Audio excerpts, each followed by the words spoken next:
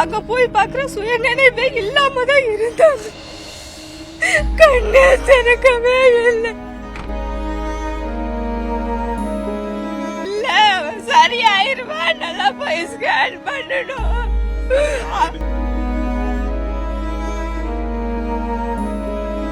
என் பேர் தனலட்சுமிங்க. என் வீட்டுக்கார பேர் ராஜதுரைங்க. 6ஆம் தேதி லீவு. அவங்க வேலைக்கு போகலைங்க. அன்னைக்கு வேலை இல்லைன்னு சொன்னாங்க. காலையில் சாடி வயல் பதிங்க எங்க ஊரு. வேலைக்கு இல்லை, அன்னைக்கு லீவு தான். இன்னைக்கு நான் போய் 2 நாள் தான் கூலி காசு கொடுக்கணும், வாங்கிட்டு வரேன்னு சொன்னாங்க. நானும் வேலைக்கு போயிருவேங்க, கூலி வேலைக்கு தான் போயிட்டு இருக்கிறேங்க. இன்னைக்கு காலையில 8:30 மணிக்கு கொண்டே விட்டுட்டு 5 மணிக்கு வந்துடுறேன்னு சொன்னாங்க. வரவே இல்லைங்க. அப்புறம் ஆனா ஊர்ல தான் இருந்திருக்கிறாங்க, வீட்டுல தான். நைட்டும் வீட்டுல தான் இருந்தாங்க. வீட்டுக்கே அம்மா அத்தைகிட்ட ஃபோன் பண்ணி கேட்குறேங்க, வீட்டுக்காரர் இன்னும் வரலன்னு. இங்கே தாம்மா இருக்கிறான்னு சொன்னாங்க. நைட்டும் ஆயிடுச்சுங்க, வரவே இல்லை. காலையில தான் தேடினாங்க, இன்னும் மற்ற வீட்டுக்கு வரலன்னு சொன்னேன். அப்புறம் தான் கேட்டாங்க, ஊர்லலாம் தேடி பார்த்து இங்கே தான் குடிச்சிட்டு படுத்திருப்பான்னு சொன்னாங்க. யாரு கேட்டாலும் இங்கே இல்லை, அவன் நைட்டே போயிட்டான்னு சொன்னாங்க. கேட்ட கூட அது 3 பேர் போயிருக்கிறாங்க. அந்த ஒரு பையன் வந்து பக்கத்து வீட்டில் சொல்லிட்டு இருக்கிறாங்க. எங்க வீட்லயும் சொல்லாம பக்கத்து வீட்டில் தான் சொல்லிட்டு இருக்கிறாங்க. அப்போதான் தெரியுங்க அடிச்சு போட்டிருக்கிறாங்க அப்படின்னு. அப்புறம் அத்தையும் வீட்டுக்காரோட தங்கச்சியும் போனாங்க. ஆலந்தூரை போய் பார்ல போய் பாக்குறதுக்குள்ள அங்கேயும் இல்லையாமாங்க. பையனை இங்கேயும் காணோன்ட்டு போய் ஸ்டேஷன்ல போய் சொன்னாங்க. அவங்க ஃபர்ஸ்ட் டைம் தெரியாது, இந்த மாதிரி பிரச்சனை நடக்கவே இல்லை, அடிதடி நடக்கவே இல்லைன்னு சொன்னாங்க. மறுபடியும் 1/2 மணி நேரம் அங்கேயே வெயிட் பண்ணி என் பையனை எப்படியாவது கண்டுபிடிச்சு கொடுங்கன்னு எங்க அத்தை சொல்லிட்டு இருந்தாங்க. அப்புறம் ஜிஹெச்சுக்கெல்லாம் போன் பண்ணி கேட்கறதுக்குள்ளதான் சொன்னாங்களாமா, இங்கேதான் இருக்கிறான், யாருன்னு தெரியாம ஆலந்துறையிலிருந்து வந்து அட்மிட் ஆயிருக்கிறான்னு சொல்லியிருக்கிறாங்க. அப்புறம் தான் இவங்கெல்லாம் போயிருக்கிறாங்க. எனக்கு தெரியாது, நான் வீட்டில தான் இருந்தேங்க. அப்புறம் 10 மணி எல்லாம் ஆயிருச்சு. 12 மணி நான் ஹாஸ்பிட்டலுக்கு போகும்போது அங்க போய் பாக்குற சுயநினைவே இல்லாம தான் இருந்தாங்க. கண்ணே திறக்கவே இல்லை.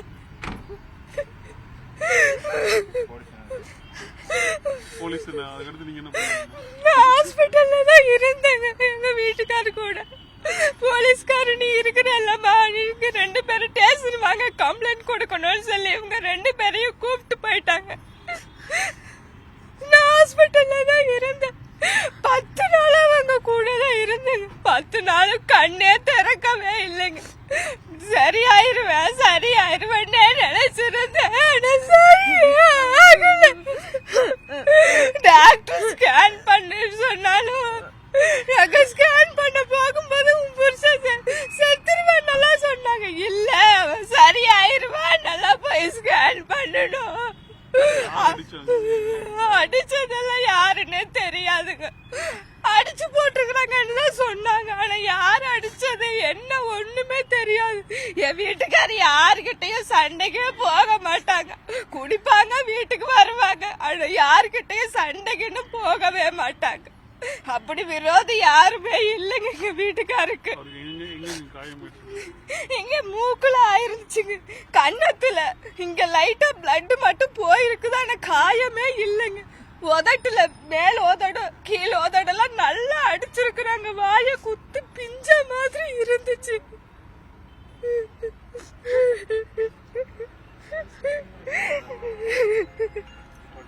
போலீஸ் போன் பண்ணி கேட்பாங்க வீட்டுக்காருக்கு எப்படிமா இருக்குன்னு. அப்படியே தாங்க சரி இருக்கு அப்படின்னு சொல்லுவேன். அவருக்கு சரியாயிருமான்னு தைரியம் சொல்லுவாங்க. கூட போன பையன் என்னன்னு சொல்லி இருக்கிறான், டாச்மார்ல அந்த சட்டரை சாத்திட்டு பையன் அடிச்சிருக்கிறாங்க. 2 பேரை வெளியே தாட்டிட்டு அங்கே அடிச்சு போட்டிருக்கிறாங்கன்னு பக்கத்து வீட்டுல வந்து அந்த பையன் சொல்றதுக்குள்ள நான் ஒருத்திதானுங்க. எங்க பொண்ணு ஈசப்பக்கா கட்டி கொடுத்துருக்குறாங்க. அந்த பிள்ளைக்கு போன் பண்ணி ஆனந்தரை வந்துட்டு அண்ணனை அடிச்சு போட்டாங்களாமான்னு நான் ஓடி வந்து ஸ்டேஷன் போய் கேட்கறதுக்குள்ள அந்த மாதிரி யாரும் தகவல் கொடுக்கலமே. நாங்கள் 11 மணிக்கு அந்த பூல்வா வட்டி போயிட்டு இருக்கிற கச்சாமார்களெல்லாம் முடுக்கி விட்டுருவோம்மா. அதுக்கப்புறம் உங்கள் பையன் எதுக்கு 12 மணிக்கு உன்ற புருஷனை விட்டு அப்படின்னு இவ்வளோ கேள்வி கேட்குறாங்க. அவங்க சரி அடிச்சவங்க 12 மணிக்கு அவங்க எதுக்கு அங்கே போகணும் என்ற பையனு திட்டம் போட்டு அடிச்சிருக்காங்க. இதில் யாரும் பெரிய ஆள் இருக்கிறாங்க சாமி, அவங்களுக்கு கண்டுபிடிச்சு கொடுங்க, என் மகனுக்கு நீதி வாங்கி கொடுங்க சாமி. என்ன மாதிரி வழக்கு என்னங்கிறாங்க, ஆளுக்கு அடிச்சிருக்கிறாங்க, உங்க பையன் தானே உளுந்து செத்துருக்குற அப்படிங்கிறாங்க சாமி. சண்டையில தானே உளுந்துதான் செத்துருக்குறாங்க. டாக்டர் என்ன சொல்றாங்க, பைக்ல போய் உளுந்துருக்குறாங்கிறாங்க. ஆனா 3 பேர் போயிருக்கிறாங்க. அந்த பைக்கும் நல்லா இருக்குங்க.